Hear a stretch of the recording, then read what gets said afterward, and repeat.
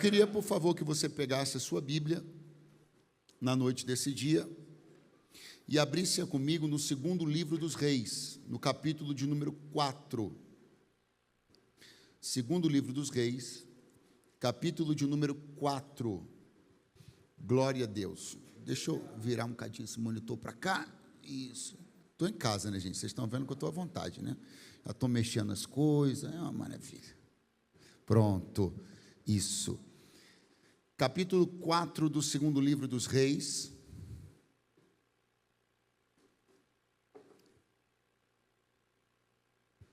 A partir do primeiro versículo está escrito assim: E uma mulher das mulheres dos filhos dos profetas clamou a Eliseu dizendo: Meu marido, teu servo, morreu. E tu sabes que o teu servo temia ao Senhor. E veio o credor a levar-me os meus 2 filhos para serem servos. E Eliseu lhe disse: Que te hei de fazer eu? Declara-me que é o que tens em casa. E ela disse: Tua serva não tem nada em casa, senão uma botija de azeite. Então disse ele: Vai, pede para ti vasos emprestados a todos os teus vizinhos, vasos vazios, não poucos. Então entra e fecha a porta sobre ti e sobre teus filhos, e deita o azeite em todos aqueles vasos, e põe à parte o que estiver cheio. Partiu, pois, dele e fechou a porta sobre si e sobre seus filhos, e eles lhe traziam os vasos, e ela os enchia. E sucedeu que, cheios que foram os vasos, disse a seu filho: Traze-me ainda um vaso. Porém ele disse: Não há mais vaso nenhum. Então o azeite parou. Então veio ela e o fez saber ao homem de Deus, e disse ele: Vai, vende o azeite e paga a tua dívida, e tu e teus filhos vivei do resto. Quantos dizem amém esta noite? Amém. Quantos dizem graças a Deus? Nós temos aqui uma das histórias clássicas da Bíblia, num milagre muito poderoso operado pela vida e o ministério de Eliseu, que foi um grande profeta do Senhor no Reino do Norte, sucedeu o profeta Elias, de quem o pastor Sandro falou há pouco aqui. O ministério de Eliseu, ele tem um direcionamento um pouco mais amplo para afetar a vida de famílias, afetar núcleos familiares. Você vai ver isso nessa história, vai ver isso na história da Sunamita, vai ver isso quando ele salva uma panela que estava envenenada de um grupo que era uma espécie de família. Então, o ministério de Eliseu, ele tem essa conotação, ele tem essa direção, tem esse viés. Alterar drasticamente cenários dentro de núcleos familiares. Proporcionar, portanto, viradas. E essa daqui é uma grande virada. Grande virada. Porque essa família vai sair da pobreza, da condição de quase perda dos filhos para serem colocados numa posição de escravatura, e eles vão terminar como empreendedores, vendendo um tipo de material muitíssimo valorizado e com folga suficiente para poder ainda viver de renda. Então, de fato, é uma grande virada. Diga comigo, é uma grande virada. Agora, repare bem que, como nós lemos aqui, esta mulher que ficou viúva, e viúva não de uma pessoa qualquer, mas de alguém que tinha uma credencial no reino, alguém que tinha uma patente no reino. O marido dela era um membro da escola de profetas, era, portanto, alguém envolvido no ministério. envolvido nas coisas do Senhor, envolvido no mundo, no universo profético. Essa família, portanto, não é uma família que ignora ou que vive alheia às questões proféticas e espirituais. Se esse chefe de família está ligado da forma que está ligado às questões espirituais e proféticas, isso obviamente derrama sobre toda a sua casa. Não é à toa que quando ocorre este problema em questão, ela vai recorrer ao homem de Deus, por entender que havia uma unção que, se flui da vida dele para ela e sua família, ela poderia resolver aquela questão difícil. Portanto, eu quero começar dizendo a você o quanto é importantíssimo, o quanto é imprescindível que nós não vivamos uma vida alheia às questões espirituais. Que nós vivamos uma vida que, embora tenhamos a consciência de tudo que é da nossa competência e responsabilidade, economicamente, fisicamente, humanamente, socialmente, mas que nunca a nossa vida e nossa casa se porte de uma maneira alheia às questões espirituais. Nós vamos viver cada vez mais dias onde a espiritualidade ela será ridicularizada. Cada vez mais em que os homens mergulham na ciência, na técnica, mais as questões espirituais vão sendo colocadas de lado.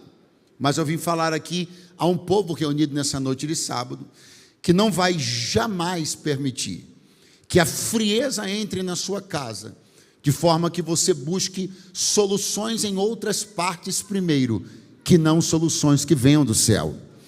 Eu libero uma palavra de Deus sobre a sua vida. Você ainda vai viver esse ano uma experiência espiritual no núcleo da sua família. Uma experiência que vai levar a sua casa ao altar da adoração de uma maneira que ainda não aconteceu, mesmo estando nós já quase chegando no meado de dezembro. Eu quero crer que a sua vinda aqui, participação dessa semana da virada, ela vai resultar no mergulho na sua casa dentro do mundo espiritual. E coisas maravilhosas vão acontecer quando você começar a entender que soluções estão na mão do Senhor. Então essa família tem um envolvimento com as questões espirituais, não são ignorantes, não são alheios às questões espirituais. E ela então vai procurar, essa viúva vai procurar o homem de Deus Eliseu, e ela vai dizer estas palavras: meu marido, teu servo, morreu. E tu sabes que o teu servo temia ao Senhor. Meu marido, teu servo, morreu.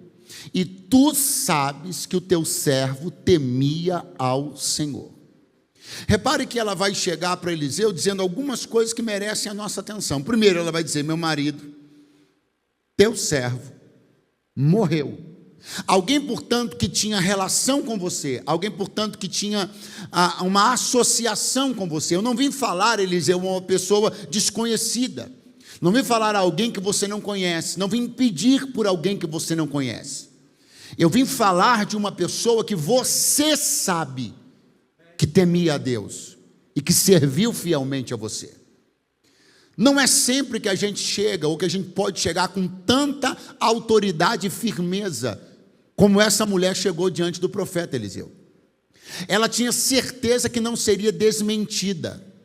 Ela tinha convicção que não ia passar pela experiência ridícula de repente Eliseu olhar para ela e dizer: não, você está equivocada. Teu marido não me servia e muito menos ele era temente a Deus. Ela chegou diante de Eliseu com uma verdade que não foi refutada, com um parecer que não foi refutado, portanto era verdade. Era verdade que Eliseu, que aquele homem servia o ministério de Eliseu, e era também verdade que aquele homem temia ao Senhor. Estas coisas não saíram da cabeça dela, não eram fantasiosas. Ela não tinha a expectativa de que aquilo fosse verdade, aquilo era verdade. Eu preciso dizer a você que algumas coisas que nós vamos receber do Senhor não poderão ser recebidas em cima de coisas que a gente acha, mas serão recebidas em cima de coisas que são. A sua devoção a Deus é uma realidade, então fale sobre ela com o Senhor. As renúncias que você teve que fazer são uma realidade, então apresente-as diante do Senhor. Isso não é uma mesa de negociação, mas todo crente tem no Senhor direito, tem no Senhor liberdade de expor a verdade da sua própria vida. Quando o rei Ezequias recebeu uma notícia de morte, ele se virou para a parede e falou: Senhor, eu quero te fazer um pedido, mexe com a tua memória e lembra-te de quem eu fui nos anos anteriores. Outra pessoa que tem uma consciência, uma convicção de quem ele era. Quando nós vamos construindo um lastro, deixando um lastro de temor e devoção, esse lastro pode ser apresentado no altar da súplica no tempo oportuno. Eu não sei se você já teve a oportunidade de fazer isso ou não, mas se não teve, ainda dá tempo de construir um lastro, deixar um lastro de súplica, devoção e serviço que possa ser usado, repito, não como moeda de troca, mas possa ser apresentado no altar da súplica. Quando as situações te pressionarem, quando o teto começar a baixar, as paredes se encolherem, você terá argumentos para serem apresentados diante do altar. Esta mulher, ela chegou dizendo: tu sabes que o meu marido te servia e que ele era temente a Deus. Isso não é uma história fantasiosa da minha cabeça, esse é um legado que ele deixou para a nossa casa, e eu estou apresentando esse lastro, apresentando esse legado, porque eu sei a chave espiritual que isso representa. Aleluia. Não deu tempo de construir um ainda? Não deu? Ainda dá tempo. Ainda dá tempo. Ainda dá tempo. Quando ela então diz isso: o meu marido, teu servo, morreu. Ela está diante de um profeta com muita autoridade. Eu disse com muita? Nós vamos descobrir logo depois que Eliseu tem tanta autoridade da parte do Senhor, que ele tem autoridade até para ressuscitar mortos. Ele vai ressuscitar, por exemplo, o filho da sunamita.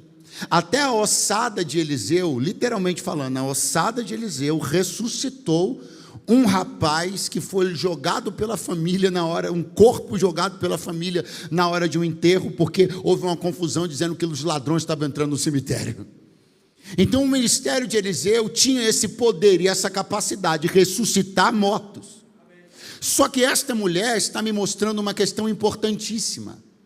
Não é talvez que ela não creia que o seu marido possa ser ressuscitado, mas ela está entendendo que aquilo não é mais uma questão a ser colocada em pauta.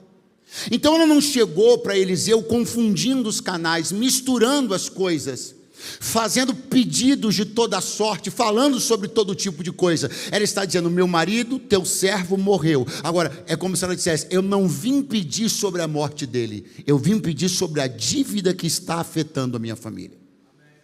Pastor, onde o senhor quer chegar? Aqui e agora. Tem coisas que já morreram, e por que você ainda está falando em oração sobre elas? Existem situações que já passaram, não devem mais ser objeto da sua oração. A questão da morte do marido não foi objeto da petição da mulher. Ela está trazendo diante do homem de Deus o problema da dívida que está oprimindo a sua família. Ela não está trazendo para o homem de Deus a questão da morte do seu marido. Ela está entendendo que esta é uma questão passada, esse é um luto vencido. Isso é algo que já passou, não pode mais ser objeto de ser colocado em oração. Só que nós demoramos tanto para entender isso, que nós congestionamos a nossa oração, falando sobre questões que já passaram. Congestionamos nosso momento de petição, falando sobre questões que já passaram, questões que não operam, não são vigentes mais no nosso presente. E o Senhor me trouxe para dizer: desobstrua um pouco o fluxo da sua oração e comece a falar sobre o que está acontecendo agora, porque há lutos que você já venceu, há coisas que já passaram e elas não importam mais. Olhe para o que está te oprimindo agora, te afetando agora. Em vez de você acumular coisas na oração, foque em algo e apresente a Deus, e tu verás resposta da parte do Senhor. Eu não vim falar do meu marido que morreu, não vim pedir sobre isso. Eu vim te falar sobre uma dívida que foi contraída, e por ter sido contraída, eu estou num problema agora, porque o credor bateu na minha porta para levar os meus 2 filhos. Ela não chegou para Eliseu dizendo: um sequestrador bateu na minha porta. Ela chegou para Eliseu dizendo: um credor. Diga comigo, um credor. Ela não chegou dizendo: um desgraçado, um incircunciso, foi lá levar os meus filhos. Não, ela não demonstra ódio do credor. Ela apresenta a causa.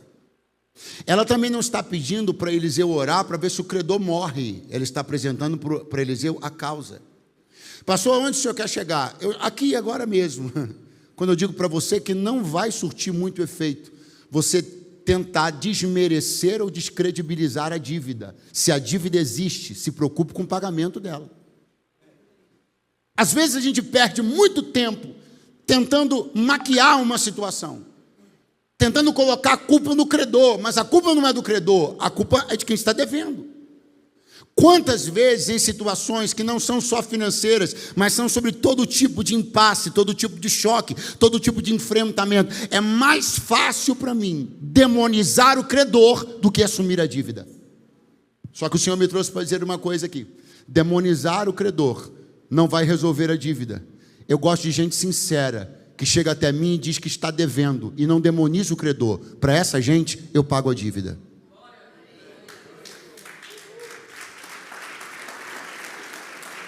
É mais fácil. É mais fácil para ela, como uma mulher espiritual, esposa de um profeta, já pensou? Chegar para Eliseu e dizer: Eliseu, o demônio foi lá arrancar meus filhos. Não, não foi um demônio, não. Foi uma dívida legitimamente contraída e legitimamente cobrada. Ela poderia chegar para Eliseu e dizer: Eliseu, estou passando uma luta, o diabo se levantou. Não, não tem diabo, não. Uma dívida foi contraída. E se esse credor bateu na porta dela, ele tem contrato, tem promissório, ele tem alguma coisa.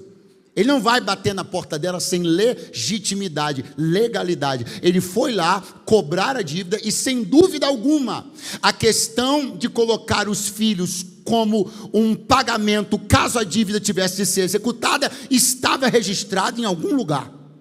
Porque senão ele não chegaria lá com essa autoridade. E se não, ela teria dito para Eliseu: olha, o credor está querendo fazer isso e ele não tem direito. Mas ela não falou sobre o direito do credor. Ela só apresentou como os termos estavam colocados. Agora eu queria que você olhasse para mim com muita atenção. Olha aí, ó, tem algo aí. Chegou um zap do céu aí, ó. E eu queria que você olhasse para mim com muita atenção. Eu queria que você entendesse que ninguém cobra uma dívida desse jeito se isso não estiver escrito em algum lugar. Não importa se são letrinhas pequenas num contrato, ninguém vai exigir de você, por exemplo, a penhora de um bem para pagar uma dívida se isso não estiver escrito em algum lugar. Você me compreende? Vamos repetir? Ninguém vai exigir de você, por exemplo, a penhora de um bem para executar uma dívida se isso não estiver escrito em algum. Então, tem duas possibilidades aqui, as duas são preocupantes. Primeiro, esse chefe de família sabia que os filhos correriam risco de serem levados caso a dívida não fosse paga. Pastor, por que isso é um problema? Porque ele jamais deveria ter assumido uma dívida que colocasse em risco a segurança da sua família. Então eu preciso com muito carinho dizer para você: não assine nada, não pactue coisa alguma, não contraia nenhuma dívida que ponha em risco a vida da sua família. Não vale a pena. Não vale a pena o crédito adquirido, não vale a pena o capital investido, o capital inserido, não vale a pena. Se no contrato, em letras pequenas, estiver escrito que a sua casa corre risco, então não assine. Nada que coloque a sua família em risco merece a sua assinatura. Então, se ele era consciente, é um problema. E se não era consciente, continua sendo um problema, porque se não era consciente, foi negligente. De toda maneira, existe uma responsabilidade a ser observada sobre esse chefe de família. Porque se ele sabia que os filhos corriam risco, ele não deveria ter contraído a dívida. E se ele não sabia, porque não leu o contrato, foi negligente. Eu sei que estou falando a muitos chefes de família hoje, nesse momento aqui. E eu tenho imenso interesse e vontade de voltar a esse lugar, a essa casa, muitas outras vezes. Mas essa vontade não vai tirar de mim a necessidade de cumprir na risca aquilo que o Senhor Deus me mandou falar. E o Senhor Deus está me mandando dizer: cuidado com os contratos que você assina. Cuidado com os negócios que você faz. Cuidado para que você não esteja envolvendo nos seus negócios e nas suas dívidas pessoas que não poderiam estar nesse contrato como garantia. Família vale muito para ser colocado em contrato como garantia. Casamento vale muito para estar em letrinhas pequenas de um negócio que você faz. O Senhor me trouxe aqui e eu estou debaixo do temor e tremor do Senhor para lhe dizer: não coloque a sua casa em risco por capital nenhum, sociedade nenhuma, não coloque a sua casa em risco por ministério nenhum, cargo nenhum, função nenhuma, porque seu primeiro e maior patrimônio é a sua família.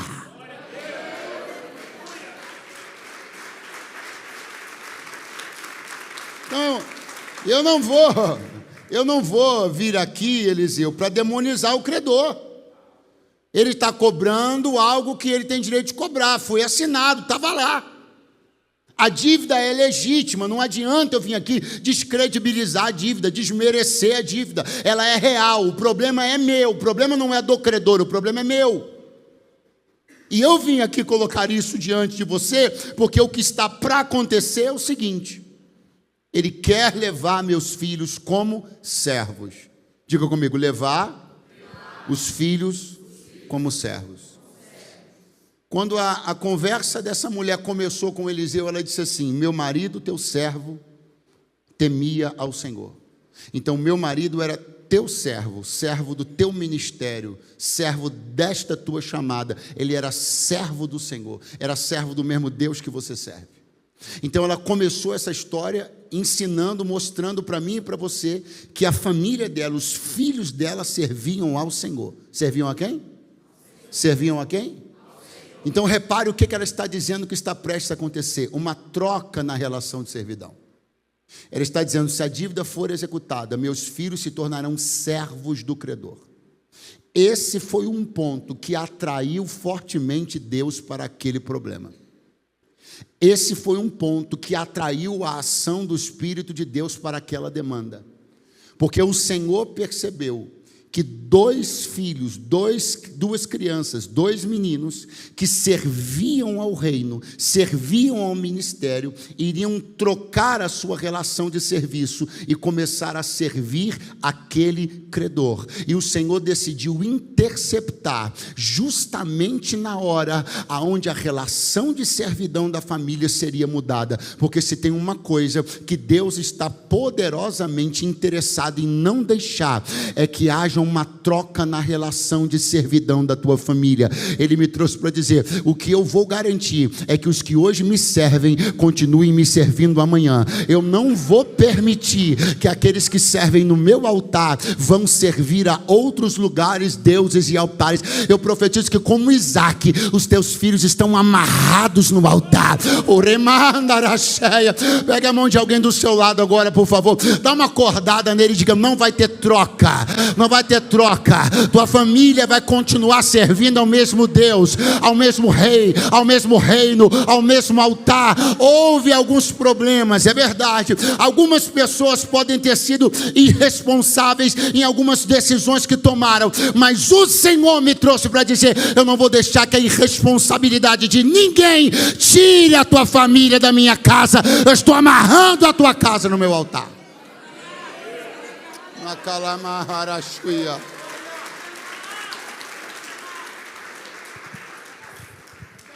Pode ter havido displicência, sim ou não? Não pode ter havido? Pode ter havido displicência?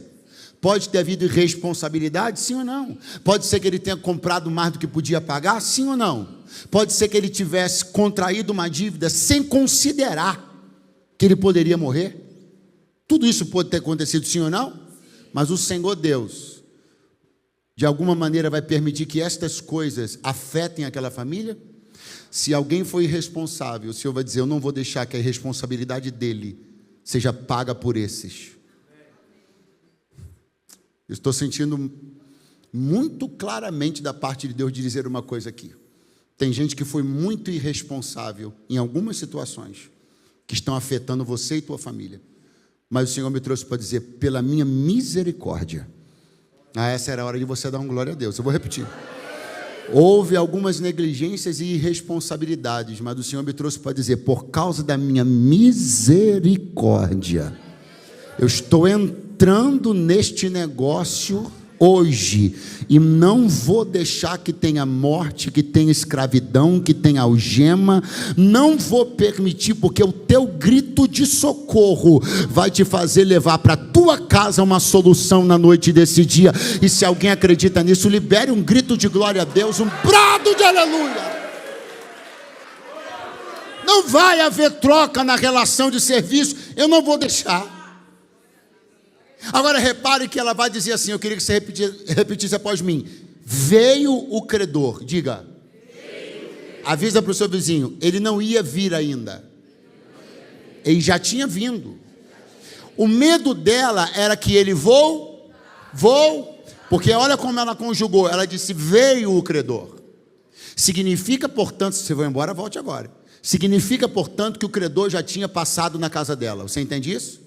O credor já tinha batido na porta, você entende isso? E o credor foi lá para executar uma dívida, você entende isso? Mas os meninos já foram levados a essa altura aqui, sim ou não? Sim ou não? Você acha que ele não quis levar? Ou você acha que ele quis e ela não deixou? Pastor, mas ela pediu por milagre, pediu, mas você entende? Que um tipo de socorro é pedido por quem já abriu a porta, e outro tipo de socorro é pedido por quem se negou a abrir a porta. Ela já começou a lutar sozinha antes de receber a ajuda do profeta.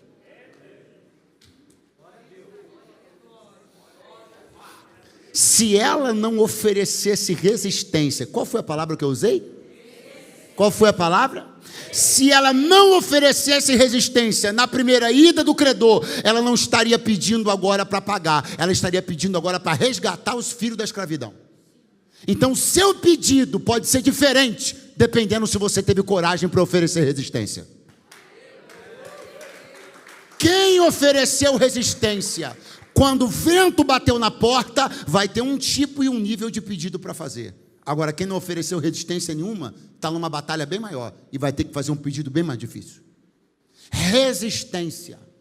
Resistência. Ela é uma mulher viúva, não é certamente uma jovenzinha, ela é uma senhora viúva, sozinha dentro de casa como adulto. O credor bate na porta, está com a promissória na mão, e ela diz: você não vai levar, você não vai levar, você não vai levar, você não vai levar. O Senhor me trouxe hoje aqui para dizer: ei, você está precisando oferecer mais resistência, ofereça mais resistência. Vai ter pedido de socorro para o profeta? Sim ou não? Sim ou não? Mas em que momento esse pedido de socorro foi pedido? No tempo que ela ganhou por oferecer resistência. É isso que você precisa entender. Se você não oferecer resistência no primeiro momento, você não vai ter tempo de pedir o socorro. Ela só teve tempo de ir no profeta porque ela ofereceu resistência.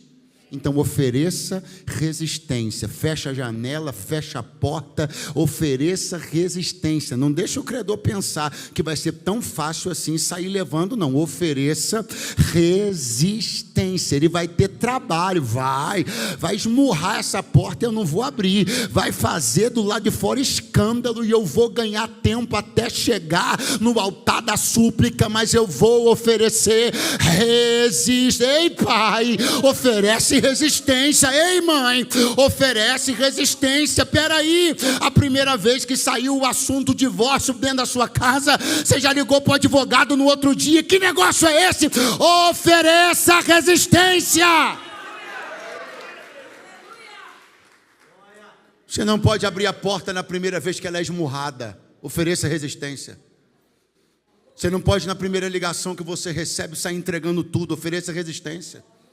Você não pode, na primeira vez que você é olhado com um olhar um pouco mais penetrante, sair entregando tudo. Ofereça resistência. É sua família que está em questão, é seu ministério que está em questão, é o seu negócio que está em questão. Você lutou por isso tanto tempo. Ofereça resistência. Larga a mão de ser frouxo. 2 glória a Deus e 1 aleluia. Larga a mão de ser frouxo, uai. Ofereça resistência. Porque os credores estão atropelando muitas casas só porque não ofereceram resistência.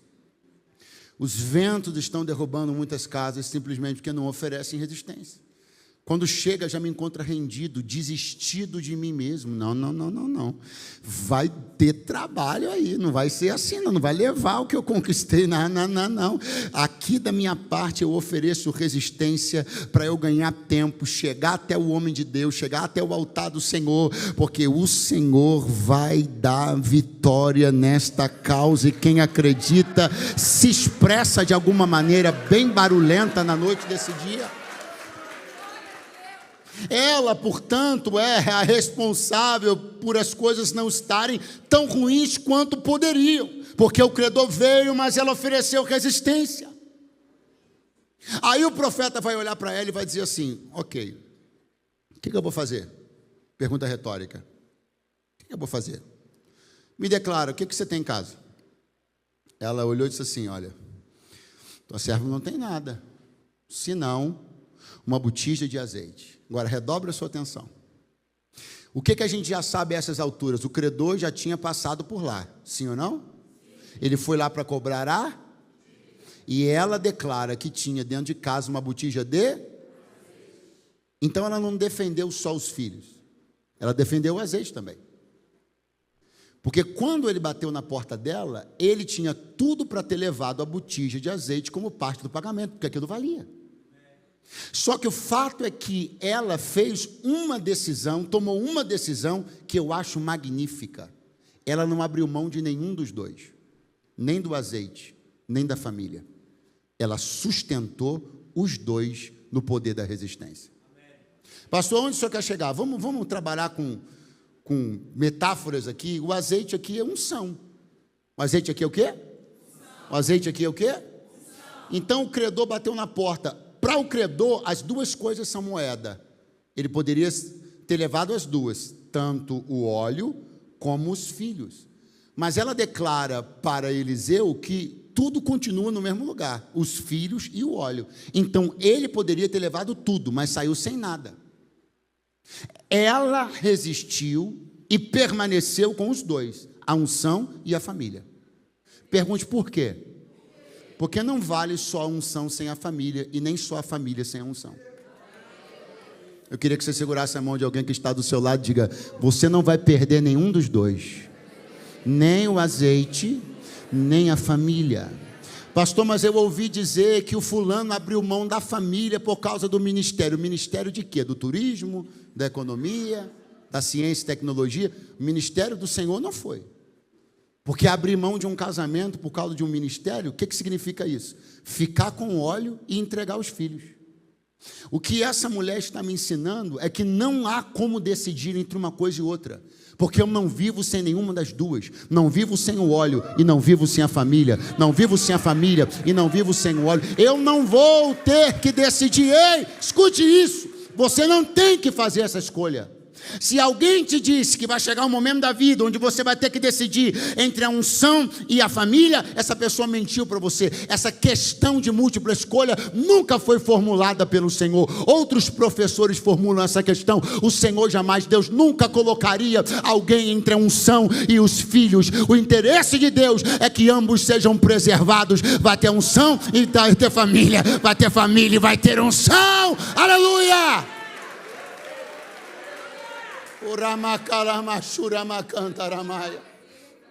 Eu não abri mão nem de uma coisa e nem de outra coisa. Eu fiquei com a família e fiquei com a unção. Ele bateu na porta e disse: vou levar os filhos. Eu falei: não vai. Ele disse: então eu vou levar o azeite. Eu falei: também não vai. Aleluia! Não vai levar nenhum dos dois, porque o Senhor vai reconstruir tudo. E as bases da reconstrução de Deus para minha casa, eu preciso mantê-las. A unção e a família. Quem edificou, quem reedificou e reestruturou aquela família? Diga: o Senhor. Mas o que foi competente aquela mulher? Deixar as bases. É Deus quem faz a reconstrução. Mas você tem que se encarregar de deixar as bases. Mantenha as bases em seus lugares. Não mexa com as coisas primordiais, primiciais, essenciais. E aí o Senhor terá prazer de lançar os tijolos e reerguer a casa, quando Ele viu que você teve coragem de não eliminar os fundamentos. Quem ainda está por aí, diga amém, por favor. Eu não vou demorar muito, mas eu quero que você olhe ainda comigo isso aqui, porque a instrução de Eliseu foi então a seguinte: vá aos vizinhos, peça vasos vazios. Diga comigo, vasos vazios. Não pode ser poucos, hein? Não podem ser poucos. Peça vasos vazios e que não sejam poucos. Vá, faz isso. Entra com a sua família, com seus filhos dentro de casa. Fecha a porta e começa. E aí a Bíblia diz que ela fez isso. Imagina a correria, pede vaso para um, pede vaso para outro, pede vaso para um. Você tem um vaso vazio para emprestar? Você tem um, eu tenho. Juntaram-se os vasos todos, ela fecha a porta e vai começar o trabalho. E o trabalho era assim, segundo diz a Bíblia. Os meninos trazem o vaso vazio, ela enche. Os meninos vêm trazendo o vaso vazio, ela enche. Os meninos vêm trazendo o vaso vazio e olha ela encher. Os meninos trazem os vasos vazios, mais um vaso vazio, e os meninos estão vendo que Deus está mandando o azeite. Os meninos estão trazendo o vaso vazio, e os meninos estão vendo que a palavra na boca do profeta é verdade. Pastor, onde você quer chegar? Aqui agora. Se você não expuser a sua família aos ambientes de milagres, não espere que eles acreditem em um. Se você não expuser os seus filhos a um ambiente espiritual, não espere que eles se tornem homens espirituais. Nós lidamos com as questões e demandas da vida, todas de maneira natural, e depois vamos chorar porque falta espiritualidade dos nossos filhos. Você não terá filhos espirituais se você não os expuser a ambientes espirituais. Aqueles meninos cresceram sabendo, eu falei, cresceram? De onde tinha vindo o livramento da família deles. Posso falar uma coisa aqui? Posso falar? Tem crianças que crescem dentro de lares de crentes, sem saber a quem agradecer pelo que tem. Porque eles nunca foram expostos à cena de Deus colocando azeite dentro das botijas vazias. Então eles vão crescer pensando que tem azeite na botija porque o pai é trabalhador, o que não deixa ele ser verdade. Tem azeite na botija porque meu pai é um empresário de sucesso, que não deixa ele ser verdade. Só que se você absorver esse crédito todo para você, a respeito do que existe dentro da sua casa, e não levar a sua família a compreender a gratidão que eles têm que desenvolver para Deus, então não espere resultados de filhos tementes no altar, se você sempre preferiu ser o herói deles, em vez de mostrar-lhes o herói verdadeiro chamado Jesus.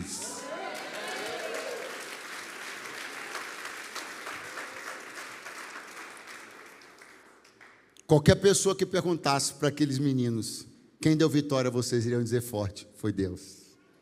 Quem é responsável pelo azeite circular dentro da casa de vocês? Deus. Vocês saíram da miséria porque Deus. Você precisa começar a canalizar tudo na direção do Senhor, porque dele, por ele, para ele são todas as coisas. Mas você compra um carro novo e não toca no nome de Deus dentro da sua casa, não fica chateado. Você compra uma propriedade nova e não é capaz de fazer uma oração. Seus filhos não conseguem conectar que nada daquilo que a sua família contrai como bem vem da parte de Deus, que você não expõe eles a isso. Aí daqui a 10, 15 anos você vai procurar espiritualidade neles e não vai achar, só vai achar carnalidade, ceticismo. Então, em nome de Jesus, ainda dá tempo. Expõe a sua família a entender quem é o que está fazendo alguma coisa na sua casa.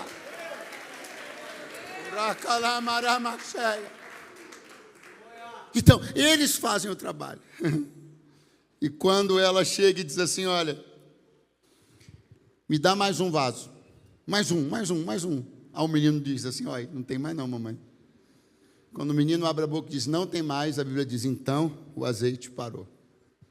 Acabou, porque se não tem mais onde pôr, não tem por que continuar fluindo. A gente não vai desperdiçar isso aqui, não vai jogar azeite no chão. Não vai botar em qualquer lugar, não vai jogar no canteiro. O fluir do azeite continua enquanto há vasos. Quando não há vasos, o azeite cessa. para que ele não seja desperdiçado, para que ele não seja depositado em lugar indigno, para que ele não seja colocado em recipientes que não são dignos de recebê-lo. Então veja como as coisas do Senhor são muito ordeiras. Não é o quanto eu quero, é o quanto eu tenho capacidade de administrar e reter. Porque se eu fosse olhar aqui com um olho grande, eu ia dizer assim, acabou o vaso, mas bota onde der, bota na pia. Né? Bota um negócio assim para tapar a pia e bota azeite aqui dentro. Vamos falar, o que tem? Tem prato? Vamos botar, tem cuia? Vamos botar, tem lugar inadequado, porque a gente quer estocar. Não é. Se houver recipientes adequados para receberem, dignos para receberem, o azeite vai fluindo. Se não houver, não vai ter fluir só por ter. Só tem fluir quando tem quem receba esse fluir. Alguém ainda está aí para dizer um amém? Quando o menino falou, acabou o azeite, cessou. Agora ela está com grande estoque, eu começo a encerrar. Ela está com grande? Muito, um estoque maravilhoso. Ela sabe, ela deve ter feito uma conta rápida, assim, olhou, ela sabe o preço, né? ela costuma ir no mercado. Ela sabe o preço, ela olhou, deve ter feito uma conta rápida, o que aquilo ali ia gerar. Ela olhou e falou, rapaz, estou bem na fita aqui, mas eu tenho que voltar lá. Porque eu tenho estoque, mas não tenho direção. A primeira palavra do homem de Deus abasteceu o estoque, mas agora eu vou voltar para receber direção. Porque você tem que entender que não vai adiantar nada ter estoque e não ter direção. Existem pessoas que vão ter 50 vasos de azeite cheios em casa e por falta de uma direção vão voltar para a mesma miséria de novo. O Senhor me trouxe aqui para dizer uma coisa muito séria, muito séria. Se a fonte serviu para te dar o estoque, volte na fonte para receber a direção. Você não tem ideia da quantidade de gente aqui, Brasil e mundo afora, que soube vir até o altar para se estocar, mas não soube voltar para receber direção. E por não voltar para receber direção, patrimônios enormes foram torrados. Abundâncias se transformaram em miséria. Gente passando por escassez que não precisava. Sabe por quê? Porque o Senhor foi e fez milagre, estocou, mas Ele não se preocupou em pedir direção. Foi vaidoso. Não, eu só precisava estocar, agora eu sei o que fazer. Está na miséria de novo. Eu só precisava estocar. Não, o que eu precisava só era de um capital. Agora que o dinheiro caiu, deixa comigo, deixa com você. O que aconteceu? Me conta. O Senhor me trouxe para dizer, tenha a humildade de voltar lá na fonte para pedir direção, porque quem te deu o estoque também quer te dar direção. Será que alguém aqui tem humildade para pedir direção? Ou vai ver a abundância do estoque e vai pensar que tem capacidade de gestão suficiente para resolver tudo aquilo sem a humildade? Será que a nossa presunção vai nos impedir de vir ao altar pedir direção? Será quanto tempo mais que você vai ter que dar topadas na vida familiar, no negócio, na família, só porque você não consegue se expor a um ambiente de pedir direção? Pelo amor de Deus, meu irmão, é urgente o que eu vim de Deus aqui dizer. Não vai adiantar o Senhor te dar abastecimento se você não tiver direção. O Senhor te dá estoque se você não tiver direção. Não adianta você ter carro e não ter direção. Não adianta ter casa e não ter direção. Não adianta se casar e não ter direção. Venha humildemente na fonte que te deu o estoque, peça direção. Tem alguém aqui que tem coragem de pedir direção? Tem alguém aqui que tem humildade suficiente para pedir direção? Ou será que você vai receber o estoque e vai sumir no mundo e nunca mais vai voltar para pedir direção? Quem está aí, diga amém. Ela foi lá no homem de Deus de novo. Quando ela chegou, ele falou assim, voltou, né? Ele deve ter pensado, voltou, né? Fez bem, hein? Porque você é dona de casa, não é empresária, você não ia saber o que fazer com isso aí, não. Eu vou te dar uma direção. Vai. Vende o azeite. Pode comercializar. Pode comercializar. Paga a dívida. Ou seja, não se esqueça da razão que trouxe você aqui. Não fica deslumbrada, ô viúva, estou falando com a viúva, tá? Ô viúva, você não fica deslumbrada com o dinheiro do azeite e esquece a razão que te trouxe aqui. Você veio aqui por causa de uma dívida. E eu não quero só que você recupere o dinheiro, eu quero que você recupere dignidade. Então vai lá e paga a tua dívida. Você consegue entender? Que Deus não quer só colocar gargalhada na nossa boca, Ele quer colocar resgate de dignidade. Não adianta a gente se esbaldar com o dinheiro do azeite vendido e continuar devendo. Porque não é sobre as gargalhadas que a gente dá, é sobre colocar a cabeça no travesseiro. Deus não quer te proporcionar só euforia, Ele quer te proporcionar dignidade. Alguém me entende? Então o profeta vai dizer para ela, paga a dívida. Se tu queres virada, paga a dívida. Recupere a dignidade. Tire a guilhotina do pescoço dos seus filhos. Pague a dívida. Aí você faz o seguinte, vive do resto. Paga a dívida e vive do resto. Diga comigo, paga a dívida. Muito fraco, diga, paga a dívida. Vive do resto. Agora eu tenho duas coisas para dizer aqui. E são duas chaves da parte de Deus. Se você estiver interessado em receber, se liga agora. Primeira, pastor, Eliseu colocou aquela mulher numa situação meio difícil, porque o senhor acabou de falar que ela era dona de casa, não era empresária.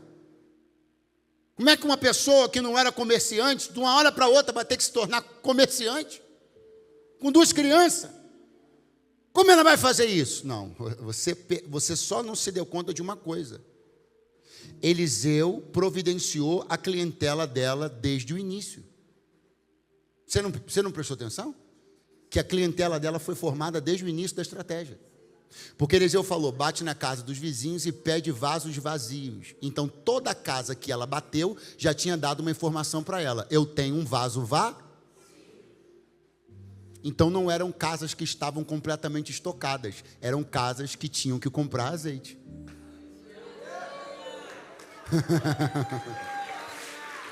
Não vai ficar ponta solta. É isso aqui que eu quero dizer para você. Não vai ficar ponta solta. Deus não vai te jogar no furacão. Deus não vai pegar uma coisa, colocar sobre você, te dar uma ideia e te deixar perdido, não. Observa bem a instrução de Deus e você vai perceber que a clientela já foi apontada desde o início, porque tudo que Deus faz é perfeito. Ou enquanto alguém tem coragem para levantar a mão, tem uma palavra de Deus, não vai te deixar a própria sorte largado nisso aí, não. Ele vai te dar direção, Ele vai te dar estratégia, Ele vai te ensinar como fazer. Observe atentamente as instruções do Senhor, porque tudo já está lá, Ele já te deu a planta toda. Oh, glória. Ô, viúva, é só você fazer o seguinte: você vai na porta de todo mundo que você pegou o vaso vazio. Em vez de você simplesmente devolver o vaso vazio, chega com ele lá cheio. E fala assim, vizinha, eu tive esses dias aqui, você me emprestou um vaso vazio, o vaso está aqui, mas ele está cheio de azeite. Você não quer comprar, não? Era só bater na porta das famílias que tinham vasos vazios, e em vez de entregar o vaso vazio, já chegava entregando ele cheio, a oferta pronta, quem precisava comprar ia comprar, e tudo começava a se encaixar, porque o que Deus faz é assim, não tem ponta solta. Tudo vai se encaixar e a direção de Deus vai te levar ao lugar do triunfo e da vitória. E se alguém acredita nisso, diga glória a Deus esta noite. Agora eu encerro aqui dizendo um negócio. Ela se tornou uma vendedora de azeite, sim ou não? Sim ou não? Mas isso fez com que ela deixasse de ser uma consumidora de azeite? Ela é uma vender, mas também é uma consumir. Então ela vai aplicar com certeza a inteligência que ela tem. E ela não vai vender tudo. Ela pode reter uma parte, uma pequena parte. Porque ela também é uma consumidora de azeite. Então, na verdade, aconteceu uma outra coisa que eu não tinha parado para pensar. Ela não só obteve riqueza, ela não só tornou-se uma vendedora, mas ela também deixou de ser uma compradora. Ela saiu do mercado como consumidora e passou a ser só fornecedora. Porque ela não precisa mais ir na quitanda comprar. Ela se estocou o suficiente para sair do mercado. Alguém vai começar a sentir sua falta em alguns lugares. Porque Deus vai te tirar de alguns mercados. Alguém vai começar a sentir sua falta em alguns locais de concorrência. Pergunte por quê? Porque Deus vai te tirar da concorrência. Poxa, 3 glória a Deus, um aleluia murcho. Vou tentar de novo. Vão começar a sentir sua falta no lugar da concorrência. Sabe por quê? Porque Deus vai te tirar do lugar da concorrência. Pega a mão de alguém que está do teu lado aí, enquanto a banda vai chegando, dá uma acordada nele. Diga ele para assim, ó, vão sentir tua falta. Lá no mercado de azeite, é que você não é comprador mais. Deus te tirou do mercado da concorrência. Algumas coisas que Deus vai fazer, vai te dar sustentação, para você não ter mais que brigar por algumas coisas, negociar algumas coisas. O Senhor me trouxe para dizer, já tem muita gente concorrendo, eu vou te tirar da concorrência. Uma estratégia de Deus, eu disse uma estratégia de Deus tira uma pessoa do lugar da concorrência. Tem gente se matando agora por um lugar, e Deus me trouxe aqui para dizer, se você confiar na minha estratégia, eu vou te tirar desse fogo cruzado da concorrência. Se você acreditar na minha estratégia, eu vou te tirar aí da beira do mar, onde as ondas estão batendo, eu vou te colocar em alto mar. Eu vou te colocar longe do lugar da concorrência. E alguém não vai entender porque que você não está se matando mais para comprar, porque que você não está engolindo mais os seus adversários para poder comprar, porque que você não está com aquela sede, mas não é isso, é porque o Senhor me tirou do lugar da concorrência, me colocou no alto mar e me ensinou uma estratégia, que eu já não estou mais brigando com eles, eu estou numa posição favorecida pelo Eterno. Eu não sei se alguém aqui acredita que Deus pode te favorecer de um jeito tão poderoso, que você não participe mais do pregão, não participe mais da banca de negócios, não faça o mesmo esforço, a mesma luta de sempre, porque Deus te dará a capacidade de fluir para além do lugar da concorrência. Se alguém acredita nessa virada, pastor, que virada? Você era comprador, mas vai se tornar fornecedor. Tem alguém que acredita nessa virada? Dá um pulo dessa cadeira agora, fica de pé do teu lugar, porque de comprador tu serás fornecedor.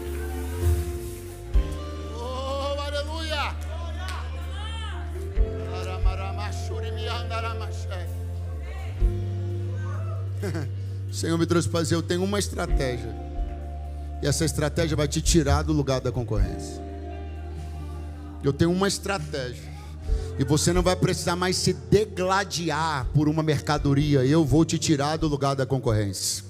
Eu vou te dar uma estratégia. Você não vai precisar ficar desesperado em como resolver posições e isso e aquilo no digital e nas redes sociais. Não, você vai ter uma presença lá, ela vai ser importante, mas você não vai ficar nesse desespero. Não, eu vou te tirar do lugar da concorrência. Oh, aleluia.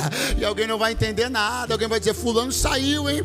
Fulano desistiu. Não desisti não, só estou trabalhando com outros métodos agora. Eu estou ouvindo a direção daquele que tudo sabe.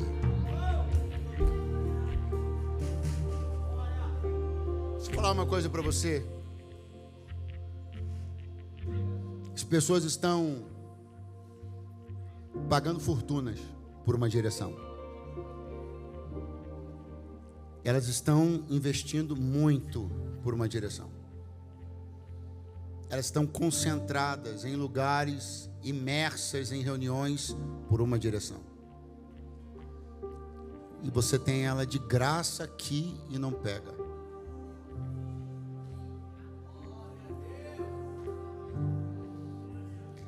Métodos estão sendo testados e tem gente pagando para se submeter a métodos que estão em avaliação.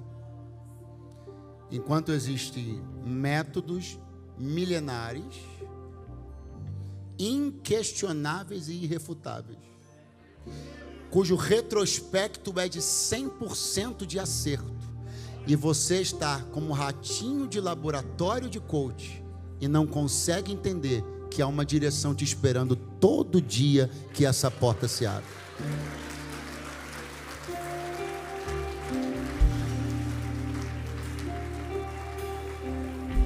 Você não precisa testar uma solução. O reino de Deus não é um laboratório. Você não é um ratinho de laboratório. Deus não está fazendo uma experiência com você. Deus não está testando uma... Eliseu olharia para dizer assim, faz o seguinte, vê se vai dar certo assim, pega os vasos. Não é ver se vai dar certo. Não é um laboratório. Isso aí está provado, experimentado, atestado por milhões de viúvas, atestado por milhões de empresários, atestado por milhões de órfãos, por gente desamparada e desenganada de toda sorte, de toda maneira, que já recebeu socorro e direção da palavra que não falha. Então eu queria que você tirasse alguns segundos para agradecer ao Senhor, porque Ele hoje nos concentrou e nos expôs a um ambiente de direções, e se tu creres nelas, tu prosperarás. A palavra do Senhor diz: crê no Senhor Deus, estareis seguros, crede nos seus profetas e prosperareis. Esta mulher creu em Eliseu, e se você acreditar na palavra que sai da minha boca hoje, assim te diz o Senhor: eu vou te tirar do lugar da concorrência e vou te colocar em águas tranquilas. E quem acredita nisso, diga graças a Deus. Você pode segurar a mão da pessoa que está do seu lado agora. Você faz aquela do Jeová Jireh? Jeová Jireh da Aline Barros? Não, faz a menor ideia. Ele não faz a menor ideia do que eu estou falando. Eu peço perdão pela minha ignorância. Aí, ó. É essa daí. Seu nome é Jeová Jireh, irás prover de novo. Eu creio em ti. Haja o que houver, venha o que vier, irás prover de novo. Diga que você crê. Eu não vivo do que vejo, eu não vivo do que vejo, mas vivo do que creio. Diga que você crê, diga. A tempestade e o vento forte não vão roubar a minha fé.